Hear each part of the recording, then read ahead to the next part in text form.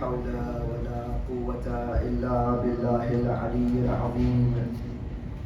حسبنا الله ونعم الوكيل، نعم المولى ونعم النصير.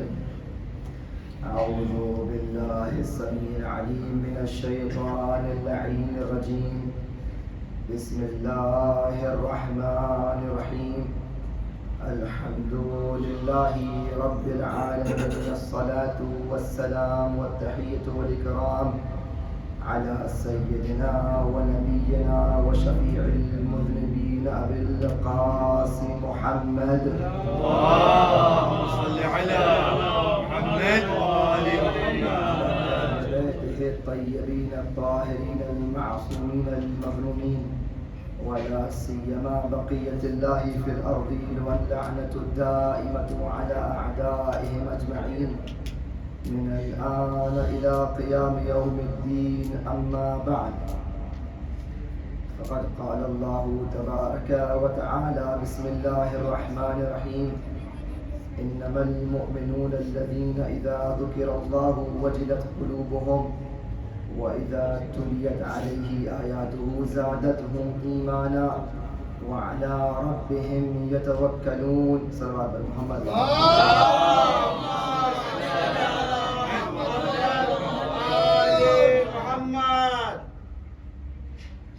وقت بہت ہو چکا ہے اور میں نے اسی لیے مختصر خطبہ اور بغیر کسی تمہید کے جو بات کل ہم نے چھوڑی تھی اسی کو ہم اور محمد وآل محمد صلوات.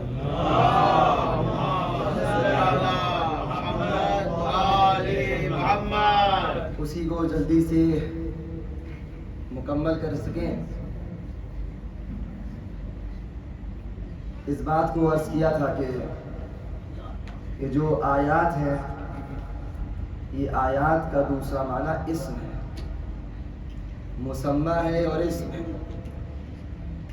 ہم نے ذرا ممبر، مائک، اپنی اور کئی چیزوں میں مثالیں دیں کہ وہ چیز جو یہ ہے وہ مسمى ہے اور اس کا نام اور اسم ہے ممبر. قل هو اللہ احد، کہہ دیجئے کہ وہ، اس کا نام یہ کہ وہ اللہ ہے اور اس کا نام یہ کہ وہ احد ہے. اللہ کی اسماء ہے، اللہ کے بے پناہ اسماء ہیں، اور جتنے بھی اللہ کے اسماء ہیں وہ سب اسماء حسنہ ہیں. خوبصورت نام ہے، اچھے نام ہیں.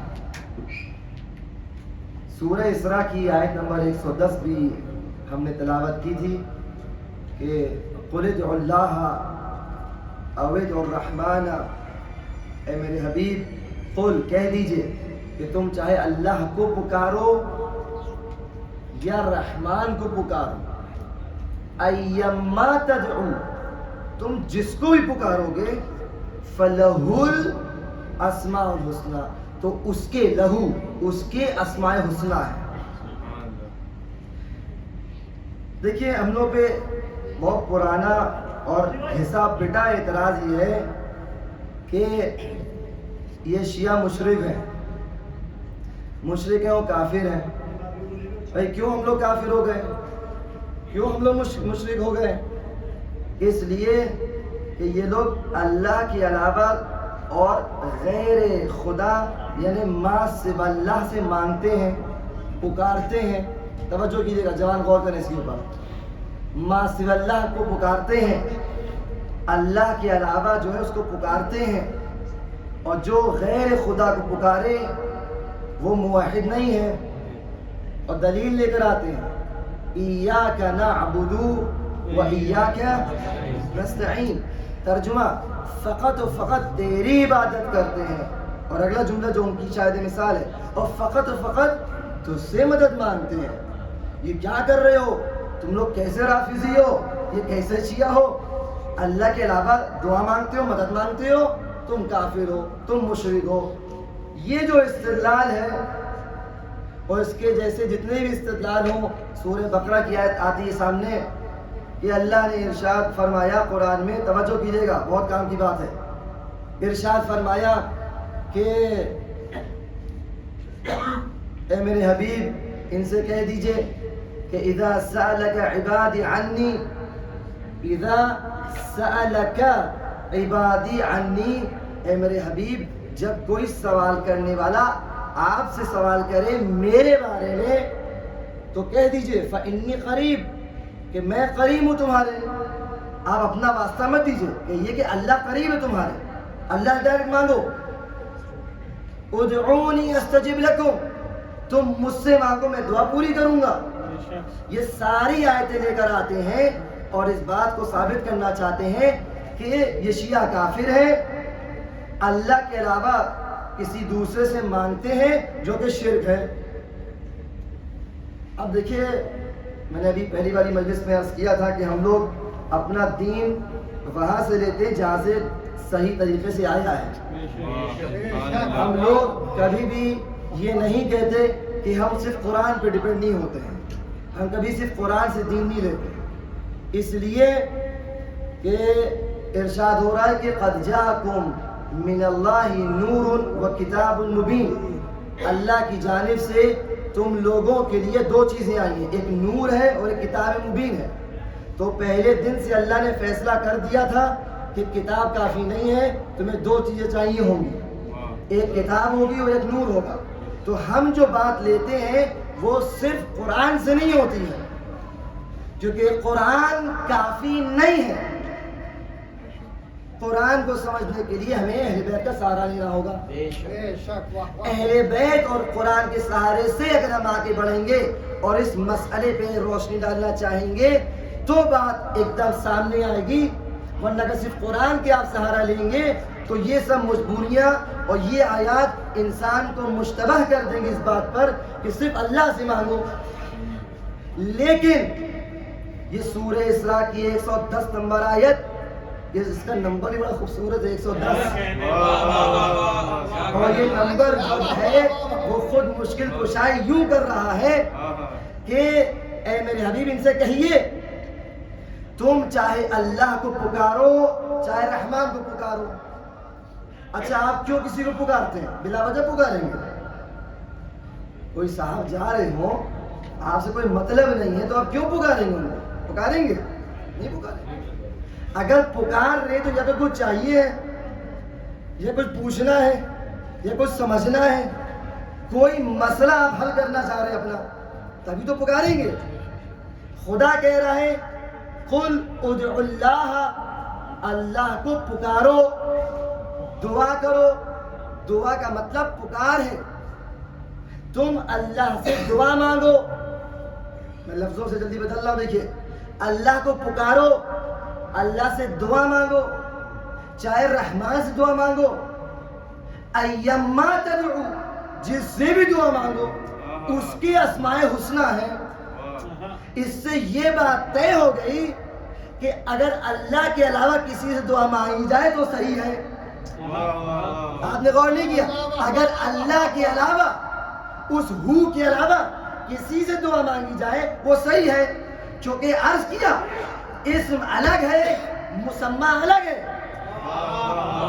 مسمى وہ ہے اس کے اسماء ہے، اسماء الگ ہے وہ اور ہے، اسم الگ ہے۔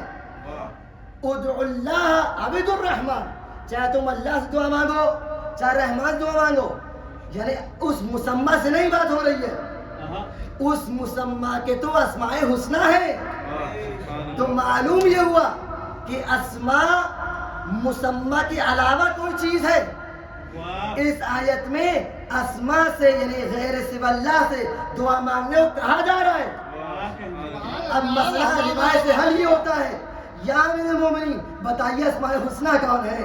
فرماتے ہیں واللہ نحن اسماء الحسنی۔ اس البات پڑھے محمد علیہ وسلم۔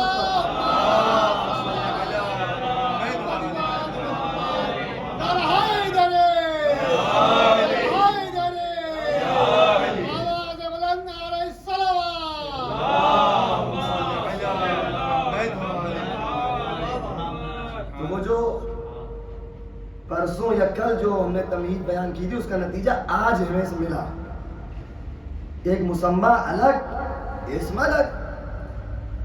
اطہر عباس کا یہ نام ہوتا ہے، یہ اسم ہے، میں مسمى۔ یہ اسم کے ذریعے سے ہم مسمى تک پہنچے ہیں. خدا کہہ رہا ہے کہ ادعو اللہ، اس اسم کو پکارو. عبد الرحمن، اس رحمان کے اسم کو پکارو.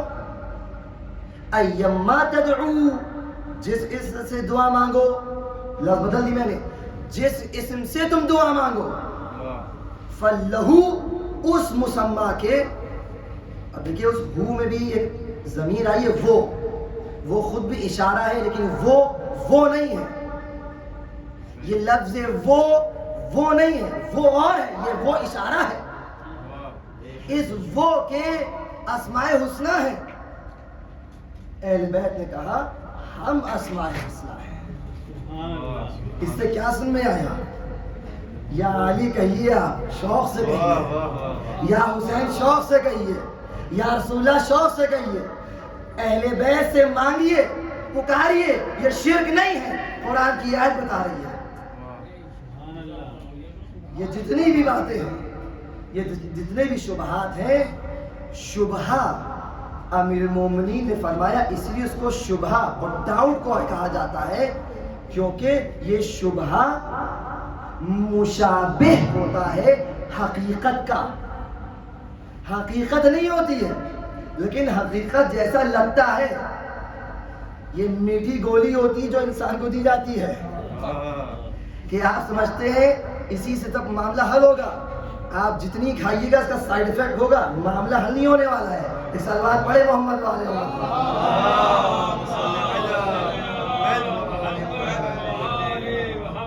تو یہ بات بہت غور طلب تھی کہ یہ جو ہم یا حسین کر رہے ہیں اور یا حسین کے سینے پہ ہاتھ مار رہے ہیں اور زیارتوں پہ جا رہے ہیں، اہل بیت سے دعائیں مانگ رہے ہیں، یہ اہل بیت سب اسماء حسنہ ہیں اور ان سے مانگنے کو، پکارنے کو کہا گیا ہے. اب اس کی اور بھی توسل کی مباحث سے انشاءاللہ عرض کریں گے اگر وقت ملا اور ذہن میں اگر بات آ گئی. زحمت تمام کی میں نے آپ کی، اور یہ بات اگر آپ سمجھ گئے تو وہ پیغام مل گیا جو میں پہنچانا چاہ رہا تھا. 6 محرم ہو چکی ہے اور ہم لوگ یہ دیکھ محسوس کر رہے ہیں اچھی طرح کہ بہت جلدی دن گزر رہے ہیں. ابھی پہلی محرم کا چاند نمودار ہوا تھا، ہم لوگوں نے گریہ ظاہری کیا تھا، استقبال ماہ محرم کی مجالس ہم لوگوں نے شرکت کی. دیکھتے دیکھتے 6 محرم ہو. آج کی جو تاریخ منسوب کی گئی ہے وہ شہزادے علی اکبر سے منسوب ہے. وہ شہزادہ جو اتنا حسین و خوبصورت تھا اور آقا حسین کو اس سے اتنی محبت تھی کہ روایت میں ہے کہ کم سنی میں جناب علی اکبر نے امام حسین سے ایک ایسا میوہ اور پھل مانگا جو فصل اس کی نہیں تھی. امام علیہ السلام نے علی اکبر کی اس خواہش پر وہ پھل جس کی فصل نہیں تھی از غیبی ان کو لا کے دیا اور انہیں تناول فرمایا. یہ رہی روایت، لیکن آپ اس سے کیا سمجھیں؟ کچھ بات سمجھ میں آئی؟ بات یہ سمجھ میں آئی کہ امام حسین کو اپنے بچے سے اتنی محبت تھی کہ جیسا ہی مانگا دے دیا، جیسا ہی پھل مانگا دے دیا. اور یہ بچہ جب بڑا ہو جائے، نوجوان ہو جائے اور 18 سال کا ہو جائے اور پھر اگر کچھ اپنے باپ سے مانگے اور باپ نہ دے سکے تو کتنا افسوس ہوگا باپ کو. اجرکم علی اللہ. امام حسین کی مظلومیت کا ایک پہلو یہی ہے کہ علی اکبر نے جب اپنے بابا کو دیکھا کہ تھک چکے ہیں، زخمی بھی ہیں اور صبح سے لے کر اب تک ہر ایک کا لاشا اٹھا چکے، تو علی اکبر نے اب اس نے جہاد طلب کیا، بابا مجھے اس نے جہاد دے دی،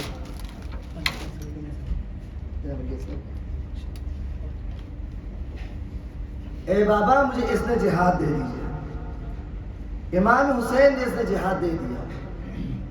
ارباب مقاتل لکھتے ہیں اور ابو الفرج کی جو تاریخ ہے اس میں نقل ہے کہ کربلا میں بنی ہاشم میں سب سے پہلے شہید جناب علی اکبر ہیں۔ ادھر جناب علی اکبر بڑا بھائی پہلا شہید، اور اس طرف سب سے چھوٹا بھائی تقریباً امام حسین سے پہلے والا یعنی آخری شہید۔ ابھی ہمیں یہ کہا گیا کہ جناب علی اصغر کے مسائل پڑھنا ہے، فرق نہیں کرتا، ہم تو گریہ کے لیے آئے ہیں۔ علی اکبر کے مسائل ہوں، علی اصغر کے مسائل ہوں، مسائل پڑھنا ہے، آپ کو سننا ہے، گریہ کرنا ہے، شہزادی کو خوش کر کے ان کی دعائیں لے کے ہمیں چلے جانا ہے۔ علی اصغر وہ شہزادہ ہے کہ امام حسین علیہ السلام کربلا میں جو اپنے یہ 72 پارے لے کر گئے تھے، ان 72 پاروں میں کچھ ایسے اصحاب جیسی صورتیں اور آیات تھیں، اور ان آیات میں کچھ ایسے اون محمد و علی اکبر و قاسم جیسی کلمات تھے، ان کلمات میں کچھ حسین کے پاس ایسی اعراب تھی کہ اس اعراب کا ایک نام علی اصغر ہے۔ وہ اعراب کہ جب اس نے اپنی سوکھی زبان کو ہونٹ گھیرا ہے تو اشقیاء کی فوج زیر و زبر ہو چکی تھی۔ یہ کون علی اصغر ہے؟ میں نے اس دن یہ مسائل عرض کیے تھے پہلی مجلس میں۔ علی اصغر وہ ہیں کہ کمسن ہیں، شش ماہہ ہیں، لیکن اپنے بابا کی آواز کو پہچانتے ہیں۔ آواز استغاثہ پر علی اصغر نے اپنے آپ کو جھولے سے گرا دیا تھا۔ یہی جھولے سے گرانا تھا کہ بیویوں میں کوہرام برپا ہوا، اور اس کوہرام کے نتیجے میں امام حسین نے خیام کو رخ کیا۔ اے بہن زینب، کیا ماجرا ہے؟ ابھی حسین زندہ ہے۔ دیکھیے میرے سینے میں اتنی طاقت نہیں اور نہ ہی میری آواز ساتھ دے رہی ہے، میں مختصر مسائل پڑھوں گا، آپ روئیے، گریہ کیجئے، مصاب ہو جائیے گا۔ اے بہن زینب، کس بات کا گریہ ہے؟ میں بھی زندہ ہوں، کیوں رو رہی ہو؟ کس بات کی یہ بکا ہے؟ یہ کون، یہ کیسا شور ہے؟ کہا بھیا آپ کی صدائے استغاثہ پر علی اصغر جو اتنا کمسن ہے، بھوکا و پیاسا ہے، جو ابھی تک اس آواز سے پہلے بے جان پڑے تھے، نہ جانے کیسی طاقت آ گئی کہ اپنے آپ کو جھولے سے گرا دیا۔ کہا یہ ماجرا ہے، میں سمجھتا ہوں کیا بات ہے، میرے بچے کو مجھے دے دو۔ علی اصغر کو اپنی آغوش میں لیا، آبا کا سایہ کیا اور چلے مقتل کی طرف، اور جا کر وہ ساری تاریخ آپ کے پیش نظر ہے۔ اے اشقیاء، تم مجھ سے دشمنی کے لیے آئے ہو، اس بچے کا کیا قصور ہے؟ اس کو ایک قطرہ آب دے دو۔ اشقیاء سے مطالبہ، بار بار مطالبہ، لیکن ادھر سے انکار ملتا ہے۔ امام حسین نے، میں نے سنا یہی ہے، مشہور یہی ہے کہ امام حسین نے جب یہ دیکھا کہ اشقیاء کی فوج اس کمسن اور ششماہ پر اتنا اعتبار نہیں، اتنا رحم دل نہیں کہ اس کو پانی پلائے، تو امام حسین نے ایک آخری مرحلہ کیا۔ کیا کیا؟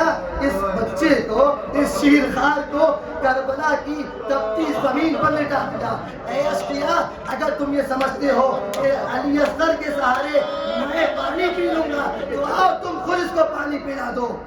اجل اللہ، یہ کہنا تھا کہ ابن عمر سعد کی فوج میں ایک انقلاب سے برپا ہوا، سب نے باتیں کرنا شروع کی، ادھر انقلاب سے آواز برپا ہوا، ادھر عمر سعد نے حکم دیا کہ حرملہ آگے بڑھ اور اقطع کلام الحسین، حسین کے کلام کو قطع کر دے، یہ وہ کلام ہے جو ہماری فوج کو خراب کر رہا ہے، زیر و زبر کر رہا ہے، تباہ و برباد کر رہا ہے۔ ایسا نہ ہو کہ اس ننھی جان کی وجہ سے ہماری فوج بغاوت کوئی کر بیٹھے۔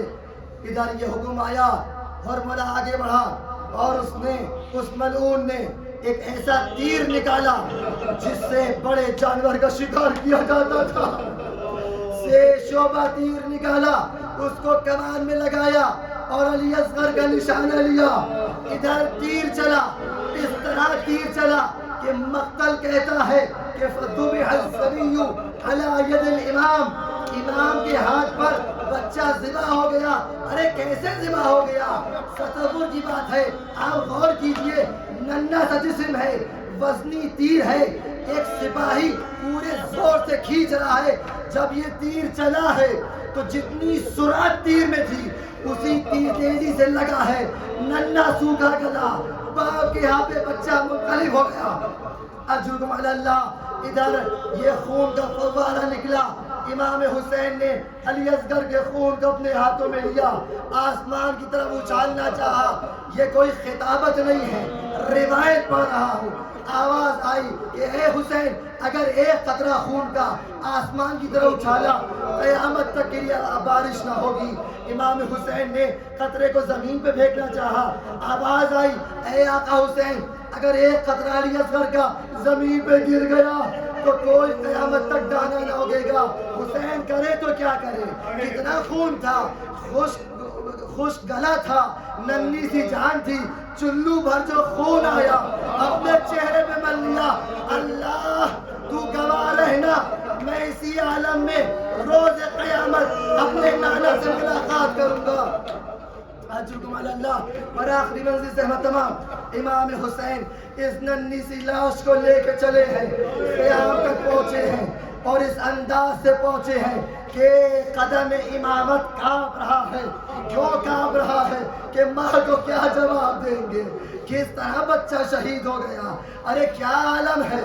یہ کہہ کے جب آگے بڑھے ہیں اور جب بیویوں نے آتے دیکھا، پتہ چلا آقا حسین آ رہے ہیں، بچے کو لے کر آ رہے ہیں. ننھی سکینہ دوڑی آگے بڑھی.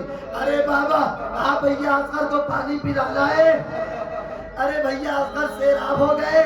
امام نے جواب نہ دیا، بس ابا کا دامن ہٹایا. بچی جو آگے بڑھ رہی تھی قدم پیچھے ہٹا لیے. اے بابا کیا ایسے بچے بھی ذبح ہوتے ہیں؟ الا لعنت الله القوم الظالمين وسيعلم الذين ظلموا أي منقلب ينقلبون. مات الحسين. يا حسين.